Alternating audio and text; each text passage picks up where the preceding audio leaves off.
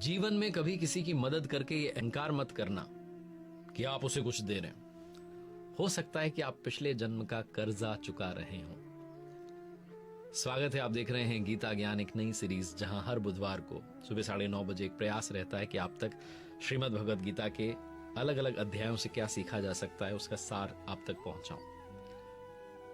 अध्याय 3 में हमने बात की थी, भगवान श्री कृष्ण ने अपने सखा, अपने मित्र, अपने शिष्य अर्जुन को आश्वस्त किया था और बताया था कि जो भी मानव श्रद्धा युक्त होकर के मेरे बताए रास्ते पर चलता है वो कर्मों के बंधन से छूट जाता है, मोक्ष प्राप्त करता है। 2 रास्ते बताए अब तक, ज्ञान योग और कर्म योग, निष्काम कर्म योग। दोनों में आपको कर्म करना होगा और यज्ञ जो है उसको कार्य रूप देना वही कर्म है। इस चौथे चैप्टर में वो यज्ञ को थोड़ा डिफाइन करते हैं, थोड़ा और बताते हैं कि इसका डेवलपमेंट कैसे होता है, विकास कैसे होता है, स्टेजेस क्या है।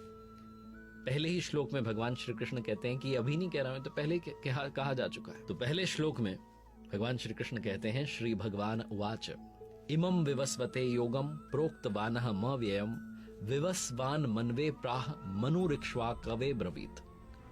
हे अर्जुन, मैंने इस अविनाशी योग को कल्प के आदि में, शुरुआत में विवस्वान यानी कि सूर्य के प्रति कहा। सूर्य ने, विवस्वान ने मनु से कहा और मनु ने इक्ष्वाकु से कहा। किसने कहा? मैंने कहा। मैंने यानी कि भगवान श्री कृष्ण ने। अर्जुन को संशय हो जाता है, शंका हो जाती है कि प्रभु आप तो अभी जन्म में, आपका जन्म तो इसी काल में, महाभारत काल में, आपने शुरुआत में कैसे कह दिया।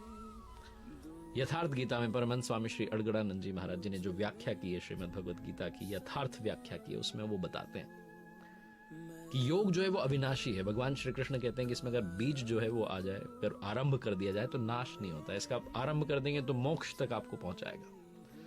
भगवान श्री कृष्ण कहते हैं ये योग जो था मैंने आरंभ में सूर्य से कहा। विवस्वान, जो प्राणी विवश हो जाते हैं, उनकी सुरा में संचारित हो गई, यानी कि उनके श्वास में परमात्मा का नाम आ गया, इसलिए सूर्य से कहा। जब श्वास पर आपका कंट्रोल आ गया तो जो संस्कार हैं वो मन में स्फुरित होते हैं, इसलिए विवस्वान ने मनु से कहा। और जब मन में ऐसे संस्कार आ जाते हैं तो फिर उस परमात्मा को पाने की इच्छा जागृत होती है, एक मन में इच्छा आती है, इसीलिए फिर मनु ने इक्ष्वाकु से कहा। ये इस श्लोक का यथार्थ सार है। लालसा होती है, मन में एक इच्छा होती है कि वो कर्म करें जो अविनाशी है, जो हमें इस जन्म मृत्यु के बंधन से पीछा छुड़ा देगा और हमें वहां तक ले जाएगा जिसका नाम मोक्ष परम धाम है। इसीलिए फिर वो इक्ष्वाकु से कहा। अब अर्जुन का वो प्रश्न आता है कि प्रभु आप तो अभी जन्म है, आपका मेरा जन्म तो अभी हुआ है, आपने शुरुआत में कैसे कह दिया। अर्जुन उवाच अपरम भवतो जन्म परम जन्म विवस्वतः कथमेत द्विजानियाम त्वमादो प्रोक्त वानिति। कहते हैं भगवान आपका जन्म तो अपरम अब हुआ है और मेरे अंदर जो सुरा का संचार है, श्वास है, तो बहुत पुरानी। तो मैं कैसे मान लूं कि इस योग को भजन के शुरुआत में आपने ही कहा था। इस पर भगवान श्री कृष्ण कहते हैं, श्री भगवान उवाच बहुनी में व्यतीतानि जन्मानि तव चार्जुन तान्यहम वेद सर्वाणि न त्वम वेत्थ परंतप। कि अर्जुन, मेरे और तुम्हारे बहुत से जन्म हो चुके हैं, तुम उन सबको नहीं जानते, मैं जानता हूं। जो साधना कर रहा होता है, जो साधक होता है, उसको मालूम नहीं होता, लेकिन जो स्वरूपस्थ महापुरुष होते हैं उन्हें सब मालूम होता है, वो त्रिकाल दृष्टा होते हैं। तो कहते हैं कि क्या आप बाकियों की तरह पैदा होते हैं? तो भगवान श्री कृष्ण कहते हैं नहीं, मेरा जो जन्म है वो इन चर्म चक्षुओं से, इन आंखों से देखा नहीं जाता। किस काल में जन्म होता है, किस काल में दर्शन होते हैं, उसके बारे में अगले श्लोक में कहते हैं। श्रीमद् भगवद गीता का वो श्लोक अब आपको सुना रहा हूं जो आपने कई बार सुना, लेकिन उसकी यथार्थ व्याख्या क्या है वो आप तक पहुंचाने का प्रयास कर रहा हूं यथार्थ गीता के माध्यम से। आप भी घर बैठे मंगा सकते हैं www.yatharthgita.com से। श्री भगवान उवाच यदा यदा हि धर्मस्य ग्लानिर्भवति भारत अभ्युत्थानम धर्मस्य तदात्मानं सृजाम्यहम्। हे अर्जुन, जब जब परम धर्म परमात्मा के लिए हृदय ग्लानि से भर जाता है, जब अधर्म की वृद्धि होती है, पार पाते नहीं दिखता, तब मैं आत्मा को रचने लगता हूं। ऐसी ही ग्लानि जो थी मनु को हुई। हृदय बहुत दुख लाग जन्म गयो हरि भक्ति बिनु, रामचरितमानस में लिखा। जब आपका हृदय अनुराग से भर जाए, जब आपके हृदय में इतना अनुराग उमड़ आए प्रभु के लिए, तब वो अपने स्वरूप को रचने लगते हैं। और अगले श्लोक में कहते हैं श्री भगवान उवाच परित्राणाय साधूनां विनाशाय च दुष्कृतां धर्म संस्थापनार्थाय संभवामि युगे युगे। कहते हैं अर्जुन, साधुनाम परित्राणाय, परम साध्य जो साधने वाले हैं, वो सिर्फ जो साधने के लिए हमारे पास हैं वो सिर्फ परमात्मा है, जिन्हें साध लेने के बाद में कुछ भी साधना शेष नहीं रह जाता। और उस साध्य में जो प्रवेश दिलाने वाले हैं विवेक, वैराग्य, ये जो दैवी संपदा, इनको निर्विघ्न प्रवाहित करने के लिए, बहती रहे इसके लिए, और दुष्कृताम, जिनसे ये विकार आए हैं, काम, क्रोध, राग, मोह, लोभ, इनको नष्ट करने के लिए और धर्म को अच्छे प्रकार से स्थिर करने के लिए मैं युग युग में प्रकट होता हूं। लोग ये मानते हैं कि सतयुग, त्रेता, द्वापर, कलयुग, लेकिन ये जो युग धर्म है ये हमेशा रहते हैं। रामचरितमानस में लिखा है, नित्य जुग धर्म होई सब केरे, हृदय राम माया के प्रेरे। युग धर्म जो है हम सभी के हृदय में नित्य होते रहते हैं। अविद्या से नहीं होते हैं बल्कि विद्या से होते हैं, राम माया की प्रेरणा से होते हैं, हृदय में होते हैं। इसी श्लोक में उसी के बारे में बात की गई। जो आत्माया कहा गया वो राम माया है। तो ये जो युग है, सतयुग, त्रेता, द्वापर, कलयुग, ये आपके हृदय में है। आपको उस कलयुग से निकल करके ये जो 4 स्टेजेस हैं, इसमें सतयुग तक की दूरी तय करनी है। और इसीलिए उन्होंने कहा कि मैं युग युग में प्रकट होता हूं। अगर भगवान साथ ना दें, अगर वो प्रभु आपकी उस श्वास में ना उतरे, आपका साथ ना दें, तो आप मेडिटेशन कर ही नहीं सकते। आप लाख आंखें बंद करके बैठ जाइए, घंटों तक बैठे रहिए, पूरे पूरे दिन बैठे रहिए, रात बैठे रहिए, लेकिन मन जो है वो दौड़ता रहेगा, वो स्थिर होगा ही नहीं। वो तभी स्थिर होगा जब वो अपने स्वरूप को रचने लगेंगे। और जब बात युगों की चली है तो अगले ही श्लोक में भगवान श्री कृष्ण स्वयं बता देते हैं।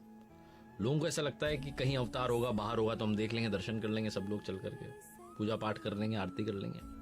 भगवान श्री कृष्ण अगले ही श्लोक में श्रीमद् भगवद गीता के 4थे अध्याय में कहते हैं, श्री भगवान उवाच जन्म कर्म च मे दिव्यमेवं यो वेत्ति तत्वतः त्यक्त्वा देहम पुनर्जन्म नैति मामेति सो अर्जुन। कहते हैं अर्जुन, मेरा जो जन्म है, जो ग्लानि, जब एक साधक के मन में इतनी ग्लानि होती है कि मुझे प्रभु के दर्शन करने, जब वो अपने स्वरूप को रचने लगते हैं, दर्शन देने लगते हैं, तो कहते हैं कि ये जो मेरा जन्म है और जो मेरा कर्म है, यानी कि दुष्कृतियों का मिटाना, जो विकार है उनको हटाना, और जो देवी संपद है, जो पुण्य है उनको जागृत करना, धर्म को स्थिर करना, ये जो मेरा जन्म है और कर्म है, ये दिव्य है, अलौकिक है, इन चर्म चक्षुओं से देखा नहीं जा सकता है। मन और बुद्धि से उसे कैलकुलेट नहीं किया जा सकता है। जब इतना रहस्यमयी है तो देखता कौन है। तो आगे कहते हैं, यो व्यक्ति तत्वतः, तत्वदर्शी, जो उस रास्ते को पार करके आखिरी छोर तक पहुंच गया, वही मेरे इस जन्म और कर्म को देखता है। और मेरा साक्षात करके, मेरा दर्शन करके वो पुनर्जन्म को प्राप्त नहीं होता बल्कि मुझे प्राप्त होता है, यानी कि मोक्ष को प्राप्त होता है। ये इस श्लोक का सार है। जिन लोगों को ऐसा लगता है कि बाहर दर्शन होंगे, उन लोगों के लिए श्लोक है। और इसमें स्पष्ट कहा गया, अगर आप साधारण संस्कृत का हिंदी अनुवाद भी पढ़ लें, समझ लें, तब भी सारी बात समझ में आ जाती है। तो क्या सीधा आप तक पहुंचा जा सकता है? तो उसके बारे में कहते हैं कि नहीं, 4 स्टेजेस हैं, 4 जो हैं अवस्थाएं हैं।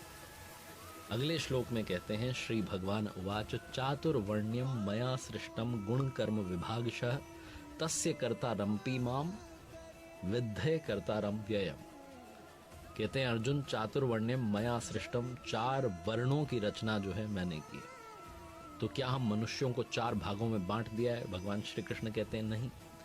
गुण कर्म विभागशः, गुण जो है, जो आपके अंदर गुण हैं, उनके माध्यम से कर्म जो है, जो आराधना हो रही है, जो ध्यान हो रहा है, जो मेडिटेशन हो रहा है, जो तपस्या हो रही है, उसको 4 भागों में बांटा है।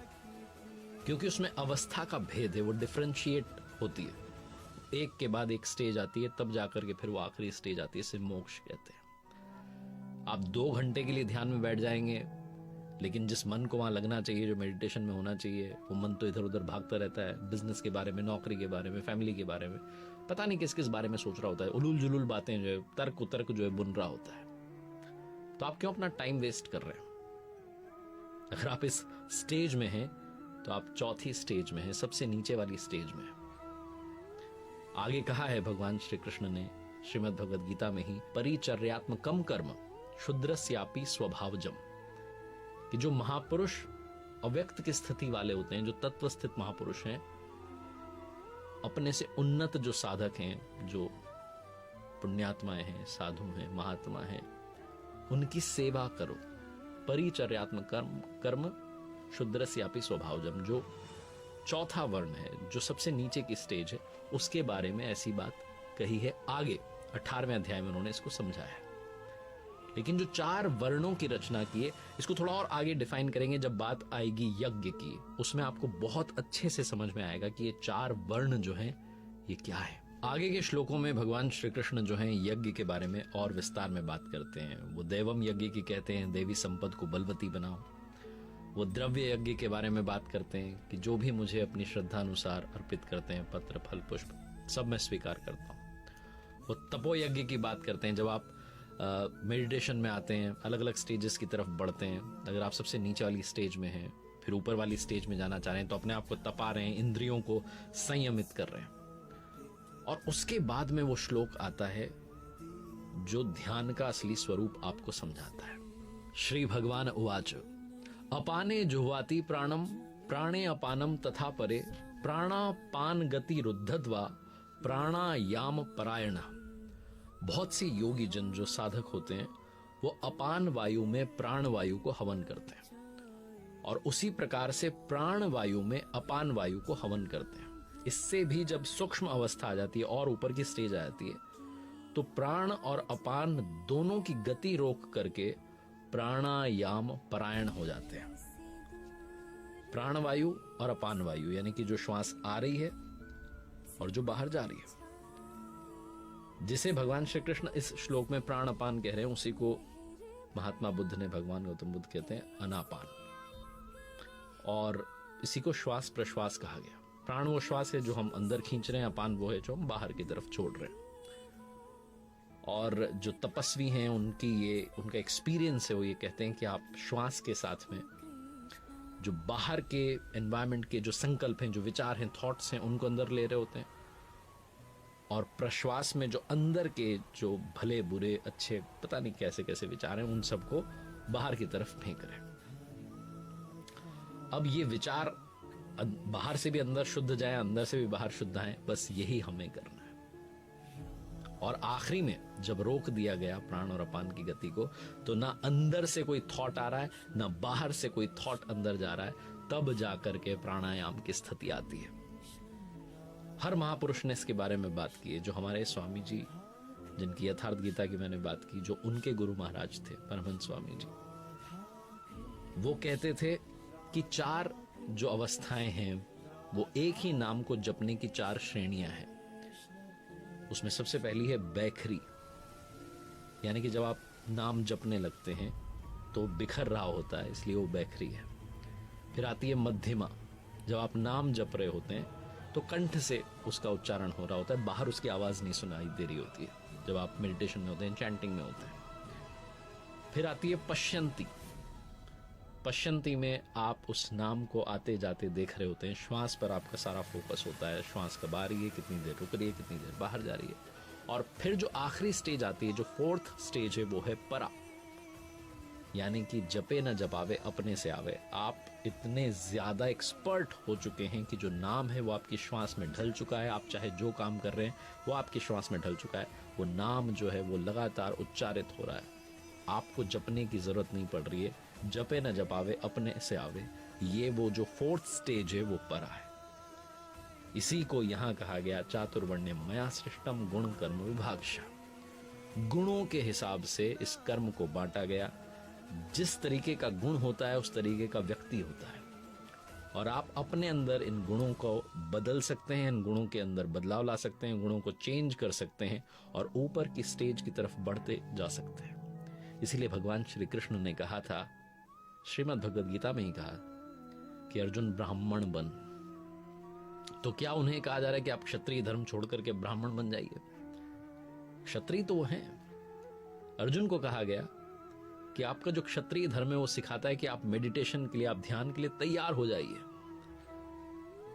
आपके अंदर वो क्षमता आ चुकी है, आप इन विकारों से लड़ सकते हैं, इन्हें काट सकते हैं, हटा सकते हैं। काम, क्रोध, मोह, लोभ सबको हटा सकते हैं। और ऊपर वाली जो स्टेज है, जो ब्राह्मण है, वो बनने के लिए कहा गया है। अर्जुन से नहीं कहा कि आप क्षत्रिय, जो अभी जो व्यवस्था के बारे में बात होती है आज के जमाने में, उसके बारे में नहीं कहा गया। भगवान श्री कृष्ण ने कहा कि आपको ब्राह्मण बनना है, अगली स्टेज की तरफ जाना है, जिसे यहाँ परा कहा गया। जब आप मेडिटेशन में जाते हैं, ध्यान में जाते हैं, अपने आप को अंदर की तरफ लेकर के जाते हैं, अपने आप से चिंतन करना शुरू करते हैं, तो यही कहा गया कि आपको ब्राह्मण बनना है। इस स्टेज से और ऊपर उठना है, और उससे भी ऊपर उठ करके परमात्मा तक की जो दूरी है उसे तय करनी है। एक बार फिर से अर्जुन को भगवान श्री कृष्ण याद दिलाते हैं, बताते हैं कि इस यज्ञ का परिणाम क्या है। श्री भगवान उवाच यज्ञ शिष्टामृत भुजो यान्ति ब्रह्म सनातनम नायम लोको अस्ति यज्ञस्य कुतो अन्यः कुरु सत्तम। कुरु श्रेष्ठ अर्जुन, यज्ञ शिष्टामृत भुजो, यज्ञ जिसकी सृष्टि करता है, जिसे अवशेष छोड़ता है, वो है अमृत। उसकी जानकारी ही ज्ञान है। उस ज्ञानामृत को जो प्राप्त करते हैं वो योगी जन यान्ति ब्रह्म सनातनम, शाश्वत सनातन पर ब्रह्म को, जिसके बाद कुछ भी पाना शेष नहीं है, उस परम धाम को, मोक्ष को, निर्वाणा जिसे कहा गया है, उसे प्राप्त कर लेते हैं। और एक बार फिर से कहते हैं तद्विद्धि प्रणिपातेन परिप्रश्नेन सेवया उपदेक्ष्यन्ति ते ज्ञानम ज्ञानिनस्तत्वदर्शिनः। इसलिए अर्जुन, तो तत्वदर्शी महापुरुष जो स्वरूप में स्थित हैं, उनके पास जाकर के प्रणत होकर के, दंडवत प्रणाम करके, अपने अहंकार को त्याग कर, बहुत लोगों को लगता है कि हमारे पास बहुत सारा ज्ञान है, हमने बहुत सारी डिग्रीज ली हैं, बहुत पढ़ाई की है, हमें सब आता है, वो सारा ईगो साइड करके शरण होकर के, क्योंकि अर्जुन ने भी कहा था शिष्यस्ते अहम शाधि माम त्वाम प्रपन्नम, भगवान मैं आपकी शरण आ चुका हूं।